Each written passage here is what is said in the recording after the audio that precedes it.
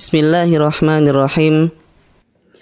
Selanjutnya kita masuk kepada mustasna, yaitu isim yang terletak setelah huruf istisna.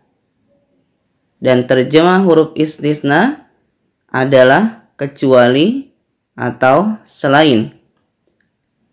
Jadi semua kosakata ini terjemahnya kecuali selain. Illa, ada, hasya, khola, siwa, dan ghair. Yang paling sering dipakai adalah huruf illa, kadang siwa dan ghair. Adapun ada, hasya, khola ini sangat jarang digunakan. Ya, sekarang kita lihat rinciannya. Setelah kata ghair dan siwa, dia adalah kasrah.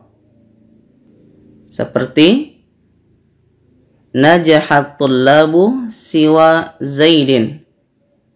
Para siswa telah lulus kecuali Zaid. Di sini kasrah. Qamar rijalu ghairu Sa'idin. Para lelaki telah berdiri kecuali Sa'id. Di sini kasrah. Khusus untuk kata ghair, dia mu'rab, yaitu harokatnya berubah-ubah sesuai posisi di dalam kalimat. Seperti ghairu mafhumin. Ada huruf jar min ghairi syai'in. Atau seperti di surah Al-Fatihah, ghairil magdubi. Dia bervariasi tergantung posisi atau letak dia di dalam kalimat. Selanjutnya untuk ada, hasya, dan khola tidak kita bahas. Bisa dibaca sendiri karena dia sangat jarang. Yang paling penting adalah penggunaan kata illa.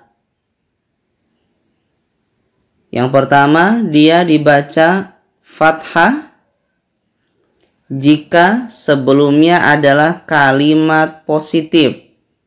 Kalimat positif tidak ada kata tidak. Seperti najahat tullabu illa Zaidan. Para siswa telah lulus kecuali Zaid. Zaid di sini harus fathah karena diawali kalimat positif. Jika sebelumnya kalimat negatif dan dia sempurna, yaitu ada subjek dan predikat, maka isim setelahnya boleh dibaca fathah atau mengikuti posisi subjeknya, yaitu dhammah. Contoh, ma najahat tullabu illa Zaidan.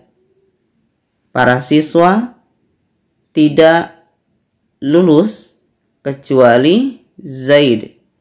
Bisa dibaca illa Zaidun. Jadi kalau sebelumnya kalimat negatif dan dia sempurna, maka boleh dhammah, boleh fathah. Jika sebelumnya berupa kalimat negatif dan tidak sempurna, maka isim setelahnya harus mengikuti posisi kata di dalam kalimat. Ada yang sebagai subjek, predikat, objek, dan lain-lain. Kita lihat sebagai predikat. La ilaha illallahu. Tiada sesembahan yang berhak kecuali Allah. Allah di sini sebagai predikat, makanya dhammah. Contoh sebagai fa'il atau subjek. Ma qoma illa Zaidun. Tidak ada yang berdiri kecuali si Zaid. Zaid sebagai subjek dari qomah. Contoh sebagai objek.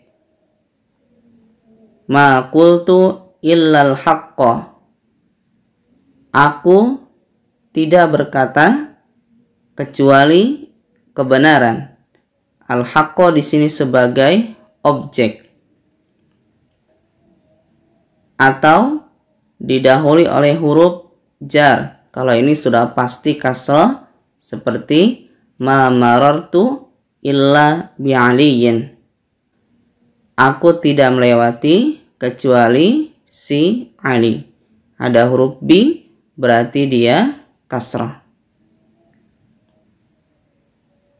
Selanjutnya adalah maf'ul fi atau dzaraf yang pada umumnya menunjukkan keterangan waktu dan dikenal dengan dzaraf zaman. Ada beberapa ketentuan. Yang pertama, dia berharokat fathah tain, bentuk nakiro, menunjukkan makna umum dan terjemah dengan sisipan kata pada suatu atau pada satu. Contoh, safartu yauman. Aku pergi safar yauman pada suatu hari. Yang kedua, berharokat fathah saja bentuk ma'rifat jika diawali alif lam dan ia menunjukkan waktu sekarang, ditandai dengan terjemah ini. Contoh, sa'arji'ul yauma. Aku akan pulang al-yauma hari ini. Terkadang kata al-yauma diperkuat dengan kata hadzal yauma. Yang ketiga, dengan susunan idhofah. Berarti kata pertamanya adalah fathah seperti zahabtu yaumal ahadi. Aku pergi pada hari Ahad. Susunan idhofah ahadi kasrah dan yaumanya dibaca fathah karena dzaraf zaman atau maf'ul fi.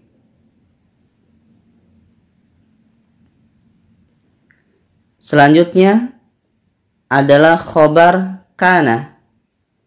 Khobar kana adalah posisi predikat yang didahului oleh fi'il kana beserta perubahannya. Kana bentuk madi, yakunu bentuk mudhari, kun fi'il amr. Ia memiliki arti yang berbeda-beda. Untuk kana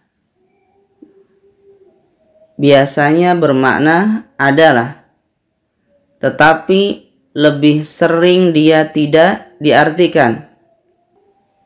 Yakunu biasanya bermakna berada, kadang menjadi. Dan kun artinya adalah jadilah. Kita ambil dua contoh saja. Kana Muhammadun tajiran. Muhammad adalah seorang pedagang. Dan kana di dalam teks sering juga diartikan dahulu. Tajiran di sini fathah tanwin karena sebagai predikat dan didahului oleh kana sehingga menjadi fathah. Contoh lain, kun mujtahidan. Jadilah kamu orang yang sungguh-sungguh. Mujtahidan di sini sebagai predikat karena diawali kun menjadi fathah tanwin.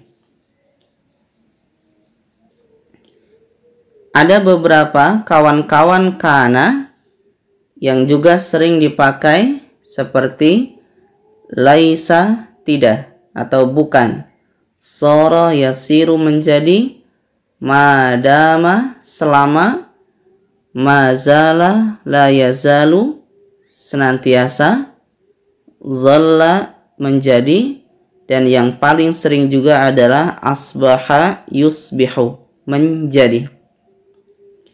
Contoh di dalam teks, wabiha yusbihul mar'u musliman, dan dengannya seorang menjadi muslim. Musliman di sini fathah karena predikat dan diawali oleh kata yusbihu. Ya, walhamdulillahirabbil alamin.